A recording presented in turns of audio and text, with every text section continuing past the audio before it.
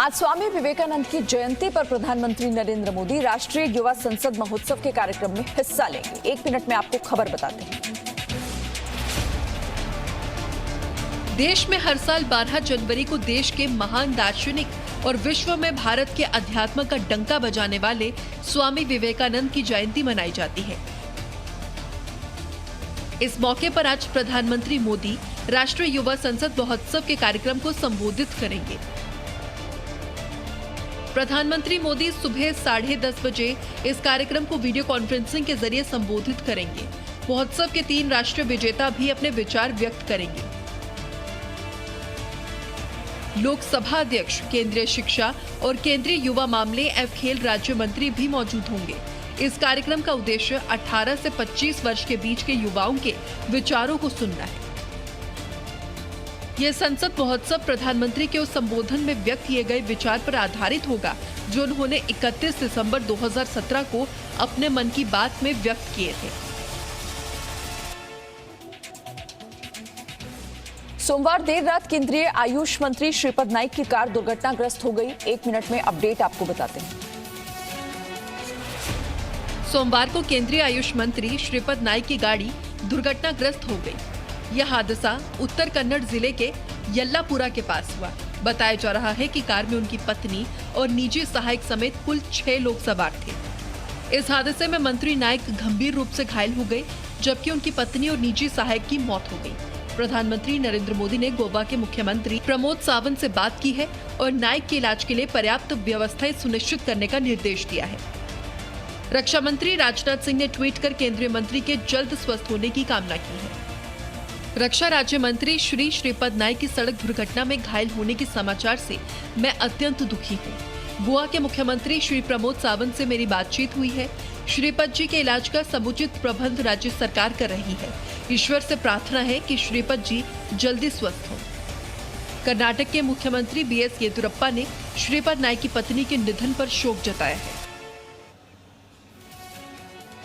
सोमवार को कृषि कानून पर सुप्रीम कोर्ट में सुनवाई हुई। 1 मिनट में खबर देखिए। किसान आंदोलन से जुड़ी सभी याचिकाओं पर सोमवार को सुप्रीम कोर्ट की मुख्य न्यायाधीश S.A. बोबड़े की अध्यक्षता वाली 3 जजों की पीठ ने सुनवाई की। सोमवार को सुप्रीम कोर्ट में कृषि कानून पर शुरू हुई चर्चा आज को भी जारी रही। अनुमान लगाया जा रहा है कि आज की सुनवाई में कोर्ट कानून पर कोई फैसला सुना सकता है। सोमवार को हुई सुनवाई के दौरान कोर्ट ने कहा, सरकार कृषि कानूनों के लागू होने पर रोक नहीं लगा सकती, तो यह फैसला कोर्ट को लेना होगा। सरकार मामले को सही तरीके से सुलझाने में अभी तक नाकाम रही है। किसी दिन शांति भंग हो जाएगी। हम नहीं चाहते कि खून खराबे का कलंक हम पर लगे।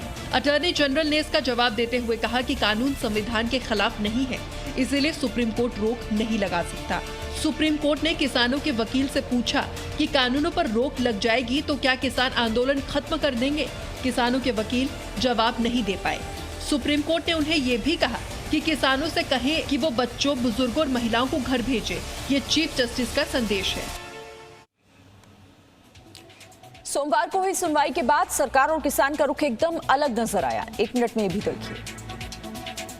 सोमवार को कोर्ट में कृषि कानूनों पर सुनवाई शुरू हो गई है और अब तक कोर्ट का रुख दोनों पक्षों के लिए सख्त रहा है। कृषि केंद्रीय कानून ने इस पर किसी भी तरह की टिप्पणी करने से इनकार कर दिया।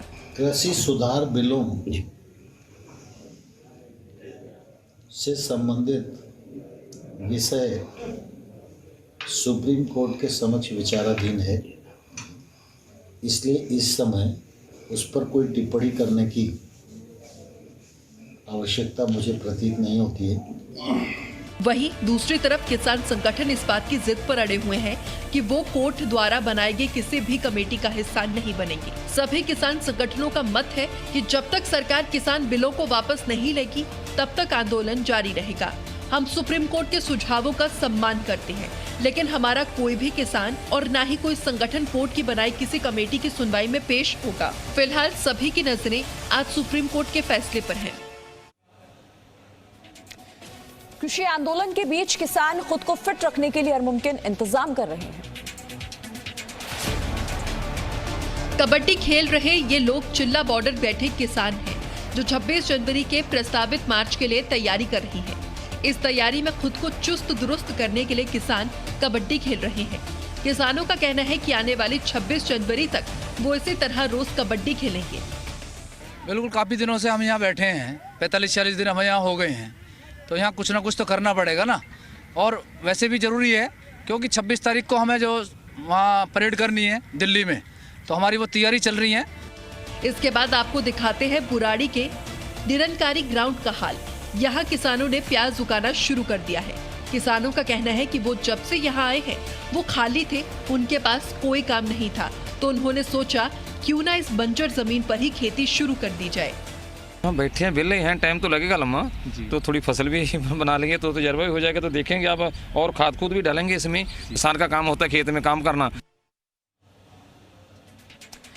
पश्चिम बंगाल के सीएम ममता बनर्जी का कहना है कि बीजेपी हार के बाद ट्रंप समर्थकों की तरह बर्ताव करेगी।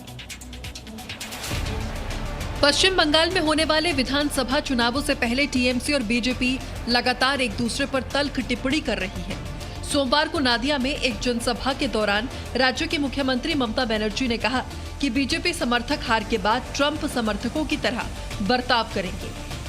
जिस दिन बीजेपी चुनाव हारेगी, इसके कैडर और समर्थक उस दिन डोनाल्ड ट्रंप के समर्थकों जैसा बर्ताव करेंगे। यही नहीं, ममता बनर्जी ने पार्टी छोड़कर जा रहे नेताओं पर भी कटाक्ष किया। बीजेपी एक कबाड़ पार्टी में तब्दील हो गई है, जहां दूसरी पार्टी के भ्रष्ट और सड़े हुए नेताओं से रैंक भरे जा रहे हैं। वे लोग जनता के लूटे हुए पैसों की सुरक्षा के लिए बीजेपी में चले गए। बीजेपी वॉशिंग मशीन की तरह पार्टी चलाती है, जिसमें शामिल होते ही भ्रष्ट नेता संत बन जाते हैं। सीएम ममता बनर्जी ने किसान आंदोलन पर चिंता जताते हुए कहा कि अगर केंद्र सरकार अपनी जिद पर अड़ी रही तो जल्दी ही देश में खाद्य संकट की समस्या उत्पन्न होगी। एआईएमआईएम अध्यक्ष असदुद्दीन ओवैसी आज से यूपी के पूर्वांचल के दौरे पर जाएंगे। हाल ही में पश्चिम बंगाल के एक दिन के दौरे से वापस आए एआईएमआईएम अध्यक्ष असदुद्दीन ओवैसी अब यूपी के पूर्वांचल का दौरा करेंगे। अपने इस दौरे की शुरुआत वो प्रधानमंत्री मोदी के संसदीय क्षेत्र वाराणसी से करेंगे। एआईएमआईएम ने यूपी में होने वाले विधानसभा चुनावों में छोटी पार्टियों के साथ लड़ने का फैसला किया है। उनकी पार्टी के साथ ओम प्रकाश राजभर की पार्टी सुलहेदेव बसपा ने भी मिलकर चुनाव लड़ने का फैसला किया है। असदुद्दीन ओवैसी आजमगढ़, मऊ, वाराणसी और जौनपुर जिलों का दौरा करेंगे। अनुमान है कि वो यहाँ सियासी संभावनाएं तलाशेंगे। अनुमान है ओवैसी की खास नजर अखिलेश यादव के संसदीय क्षेत्र आजमगढ़ पर है। इससे पहले एआईएमआईएम अध्यक्ष ने पश्चिम बंगाल का भी दौरा किया था, लेकिन कुछ ही दिन बाद वहां के प्रदेश अध्यक्ष ने अपने पद से इस्तीफा दे दिया और टीएमसी में शामिल हो गए। टीएमसी में जाने के बाद प्रदेश अध्यक्ष ने कहा था कि ओवैसी वोट बैंक की राजनीति कर रही है। अब पूर्वांचल के दौरे के बाद ओवैसी को यहां से क्या हासिल होता है, आने वाला समय बताएगा। सोमवार को प्रधानमंत्री नरेंद्र मोदी ने सभी राज्यों के मुख्यमंत्रियों को वैक्सीनेशन पर हो रही तैयारियों को लेकर उनसे चर्चा की। प्रधानमंत्री मोदी ने सोमवार को देश के अलग अलग राज्यों के मुख्यमंत्रियों से वैक्सीनेशन की तैयारियों पर वर्चुअल संवाद किया। प्रधानमंत्री मोदी ने कहा कि अनुमति पाने वाली दोनों वैक्सीन मेड इन इंडिया है। जिन दो वैक्सीन को इमरजेंसी यूज ऑथराइजेशन दिया गया है, वो दोनों ही मेड इन इंडिया है। बड़ी बात जो मैं दोहराना चाहता हूं कि हमारी दोनों वैक्सीन दुनिया की दूसरी वैक्सीन से ज्यादा कॉस्ट इफेक्टिव है। प्रधानमंत्री मोदी ने एक बार फिर इस बात पर जोर दिया कि देश में सबसे पहले फ्रंटलाइन वर्कर्स को ही टीका लगाया जाएगा। 16 जनवरी से हम दुनिया का सबसे बड़ा टीकाकरण अभियान शुरू कर रहे हैं। हमारी कोशिश सबसे पहले उन लोगों तक कोरोना वैक्सीन पहुंचाने की है जो देशवासियों की स्वास्थ्य सुरक्षा में जुटे हुए हैं। वहीं आज केंद्रीय स्वास्थ्य मंत्री डॉक्टर हर्षवर्धन वैक्सीनेशन को लेकर अहम प्रेस कॉन्फ्रेंस करने जा रहे हैं। सूत्रों के हवाले से खबर है कि इस वार्ता में ये भी बताया जा सकता है कि किस राज्य में कहां कितनी वैक्सीन की डोज भेजी जा रही है। वैक्सीनेशन से पहले सीरम संस्थान ने वैक्सीन की कीमत तय कर दी है। कोरोना के लिए सीरम इंस्टीट्यूट ने जो वैक्सीन बनाई है, इसका मूल्य निर्धारित कर दिया गया है। साथ ही भारत सरकार ने सीरम संस्थान को वैक्सीन की खरीद के लिए ऑर्डर भी जारी कर दिया है। संस्थान ने कोविडशील्ड की कीमत 210 रुपए प्रति वॉयल तय किया है। वैक्सीन को देश के अन्य हिस्सों तक पहुंचाने के लिए कुल एक्सकोल्ड चेन लिमिटेड पूरी तरह से तैयार कर ली गई है। भारत में 16 जनवरी से टीकाकरण अभियान शुरू होगा।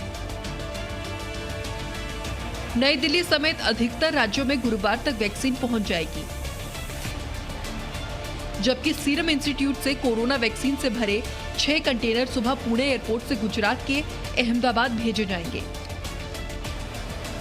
ये कंटेनर करीब 11 बजे अहमदाबाद के सरदार वल्लभ भाई पटेल अंतर्राष्ट्रीय हवाई अड्डे पर उतरेंगे।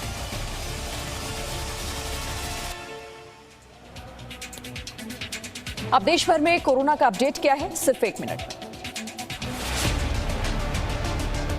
देश में कोरोना से ठीक होने वालों की गिनती 1 करोड़ 1 लाख की संख्या के करीब पहुंच गई है।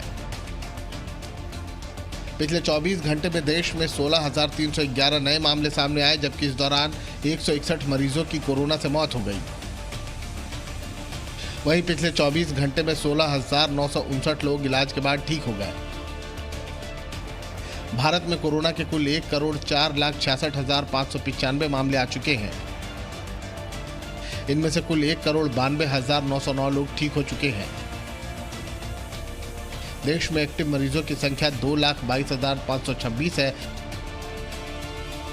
जबकि अब तक भारत में कोरोना से कुल 1,51,160 मौतें हो चुकी हैं।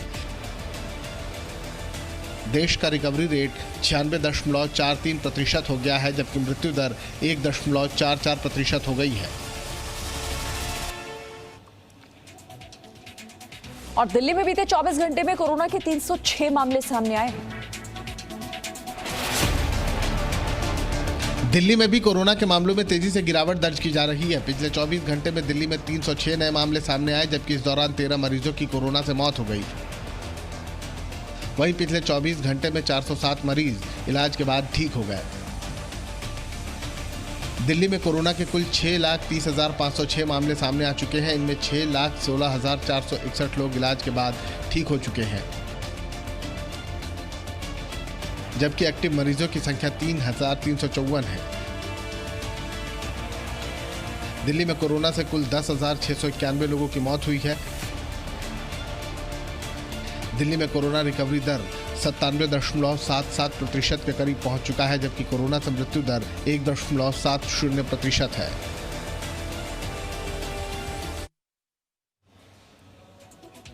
और देश में अब तक 10 राज्यों में बर्ड फ्लू की पुष्टि की जा चुकी है। 1 मिनट में बर्ड फ्लू का अपडेट। सोमवार को देश के 10 राज्यों में बर्ड फ्लू होने की पुष्टि हो चुकी है। सोमवार को केंद्र सरकार ने इन 10 राज्यों के नाम भी जारी कर दिए। इनमें केरल, राजस्थान, मध्य प्रदेश, हिमाचल प्रदेश, हरियाणा, गुजरात, उत्तर प्रदेश, दिल्ली, उत्तराखंड और महाराष्ट्र के नाम शामिल हैं। प्रधानमंत्री नरेंद्र मोदी ने सोमवार को वैक्सीनेशन पर चर्चा के दौरान बर्ड फ्लू पर भी चिंता जताई। वन विभाग हो, स्वास्थ्य विभाग, पशुपालन विभाग के बीच जितना अधिक कोऑर्डिनेशन होगा, उतनी ही तेजी से हम बर्ड फ्लू के नियंत्रण में सफल होंगे। बर्ड फ्लू को लेकर लोगों में अफवाहें न फैलें, इसे भी हमें देखना होगा। वहीं दूसरी ओर केंद्रीय पशुपालन मंत्री गिरिराज सिंह ने गाजीपुर मंडी को बंद किए जाने के फैसले पर अपनी प्रतिक्रिया दी। जरूरत है एहतियात कदम उठाने का, जो हर राज्य उठा रहे हैं। जगह जगह एडमिनिस्ट्रेशन भी अपने अनुसार दुकानें बंद कर दी जा रही है, तो पैनिक ना करें।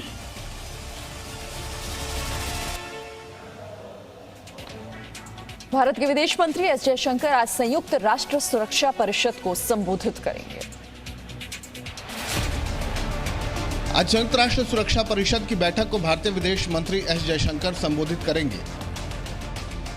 आज की इस बैठक का मुख्य मुद्दा आतंकवाद है और बैठक में आतंकवादी घटनाओं से दुनिया की शांति और सुरक्षा को होने वाले खतरों पर चर्चा की जाएगी।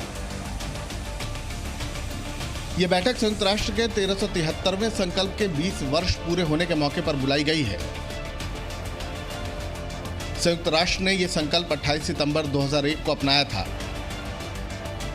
इस संकल्प को 9 सितंबर को हुए हमले के बाद अमल में लाया गया था। इसमें दुनिया भर में आतंकवाद को रोकने और उनसे निपटने के उपायों पर चर्चा होती है। विदेश मंत्री एस जयशंकर वीडियो कॉन्फ्रेंसिंग के जरिए इस बैठक में हिस्सा लेंगे और उसे संबोधित करेंगे।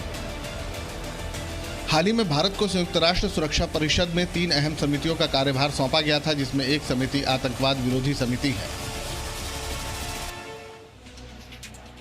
Chief of defence staff general Bipin Rawat इन दिनों लद्दाख के दौरे पर हैं। Chief of defence staff general Bipin Rawat सोमवार को लद्दाख के दौरे पर गए। अपने 2 दिवसीय दौरे पर जनरल बिपिन रावत LAC के हालात के बारे में लेह के शीर्ष कमांडरों से चर्चा करेंगे। CDS जनरल बिपिन रावत की ये यात्रा ऐसे समय पर हुई है जब भारत और चीन के बीच अप्रैल-मई महीने से ही तनाव बना हुआ है। इससे पहले 3 जनवरी को जनरल रावत ने अरुणाचल प्रदेश में तैनात सेना और ITBP के जवानों से मुलाकात की थी। इसके अलावा उन्होंने अरुणाचल प्रदेश और असम समेत ईस्टर्न सेक्टर के अग्रिम वायुसेना बेस का जायजा लिया था। इससे पहले chief of air staff marshal RKS Bhadauria ने भी लद्दाख सेक्टर का दौरा किया था। उन्होंने सीमा पर तैनात जवानों के साथ चर्चा की थी। CDS जनरल बिपिन रावत के दौरे से पहले ये खबर आई कि चीन ने अपने सीमावर्ती इलाकों में सैनिकों के प्रशिक्षण सुविधाओं में कमी की है। हालांकि चीन ने सीमा पर सैनिकों की संख्या को कम नहीं किया है। पूर्वी लद्दाख में LAC से लगभग 80 से 100 किलोमीटर दूर पर बने प्रशिक्षण बंकरों में 10,000 से ज्यादा सैनिकों को हटा दिया गया है। खबर है कि चीन इसे बढ़ती सर्दियों के कारण लिया गया फैसला बता रहा है। गलवान में शहीद हुए सैनिकों को गणतंत्र दिवस पर मरणोपरांत वीरता पुरस्कार से सम्मानित किया जाएगा। 1 मिनट में खबर देखिए। गलवान में शहीद होने वाले सैनिकों को इस बार गणतंत्र दिवस पर सम्मानित किए जाने का विचार किया जा रहा है। सूत्रों के मुताबिक शहीद सैनिकों को मरणोपरांत वीरता पुरस्कार से सम्मानित किया जा सकता है। 15 जून 2020 को हुई इस घटना में बिहार रेजिमेंट के कर्नल B संतोष बाबू और कुछ अन्य भारतीय सेना के जवान पूर्वी लद्दाख की गलवान घाटी में चीनी सैनिकों से लड़ते हुए शहीद हो गए थे। गलवान में भारत और चीन के बीच दशकों बाद इस तरह की गंभीर मुठभेड़ हुई थी। इस घटना में भारतीय सैनिकों ने चीन के सैनिकों को भी बड़ी संख्या में मार गिराया था, जिसका खुलासा करने से चीन आज भी घबराता है। चीन आज भी इस बात को स्वीकार नहीं करता कि वहां उसके कितने सैनिक मारे गए थे। मगर अमेरिका द्वारा दी गई रिपोर्ट के मुताबिक चीन के 35 सैनिक इस हमले में मारे गए हैं।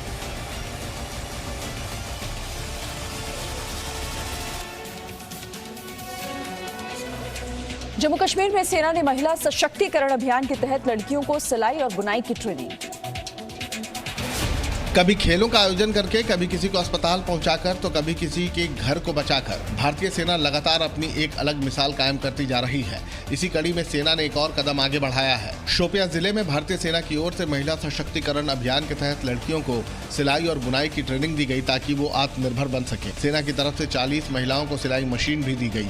साथ ही इस मौके पर महिलाओं को सशक्त बनाने के अभियान के तहत महिलाओं को कपड़े सिलने, टेलरिंग, कढ़ाई, बुनाई का भी प्रशिक्षण दिया गया। सारा हम लोगों ने लेडीज़ के लिए किया था, हमारी बहनें जो हैं, ताकि उनको हम कोई एक नया स्किल दे सकें। 20-20 करके 2 बारी टोटल 40 लेडीज़ को एम्ब्रॉयडरी और टेलरिंग के बारे में ना ही उनको प्रॉपर प्रोफेशनल ट्रेनिंग कराई है, हमने उनको इक्विपमेंट भी दिया है। सेना काफी समय से घाटी के लोगों के लिए भलाई के काम करती आ रही है। सेना का कहना है कि जम्मू कश्मीर के युवा अब आतंकवाद की ओर ना जाए, ये उनकी पूरी कोशिश है। साथ ही यहाँ की महिलाओं को भी सशक्त किया जाएगा। श्रीनगर में भारी बर्फबारी के कारण डल झील जम गई है। ये श्रीनगर की डल झील है जो पूरी तरह जम गई है। डल झील में पानी की लहरें थम गई हैं। घाटी में बर्फबारी तो रुक गई, लेकिन शीतलहर शुरू हो गई, जिसकी वजह से श्रीनगर की डल झील पूरी तरह जम गई है। तस्वीर आपके सामने है।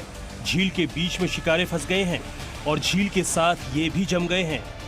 और जहां फूल सब्जियों से भरे शिकारे दिखते, रोजमर्रा का व्यापार चलता था, वो डल झील बेहद शांत दिखाई दे रही है। लोगों की भीड़ नहीं है।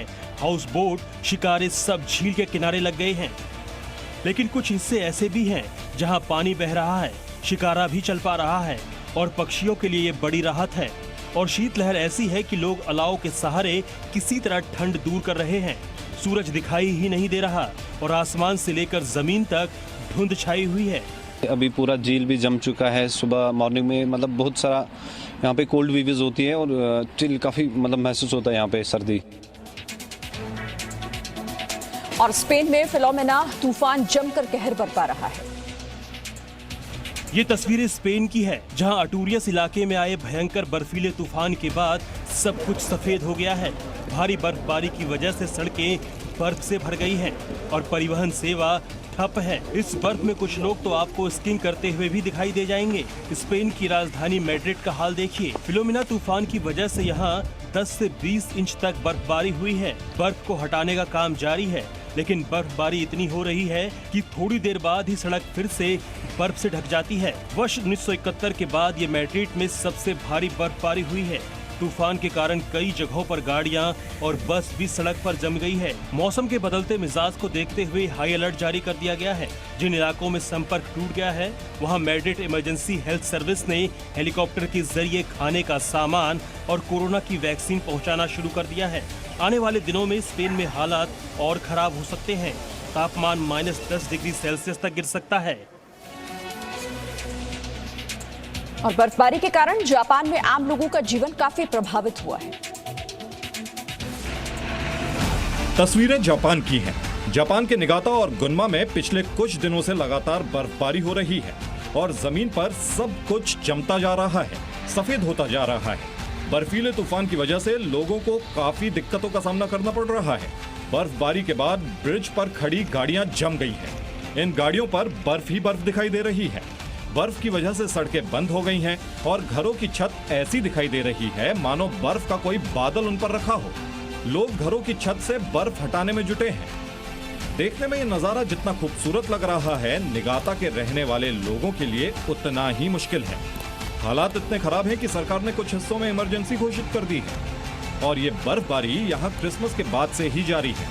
टोल प्लाजा पर भारी बर्फ है। यहाँ करीब 6 फीट तक बर्फ जम गई है। टोल प्लाजा के कर्मचारी बर्फ हटा रहे हैं। जापान के निगाता और गुन्मा में बर्फबारी के बाद जिंदगी ठहर सी गई है। सड़कों पर जमी बर्फ को हटाने का काम जारी है।